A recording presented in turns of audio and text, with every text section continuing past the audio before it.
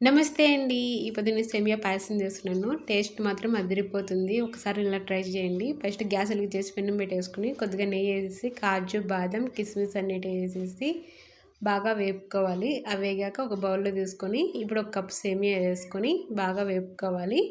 అవి బాగా వేగాక 2 కప్పులు వాటర్ పోసేసుకొని ఒకసారి కలిపేసుకొని మూత పెట్టేసుకోవాలి.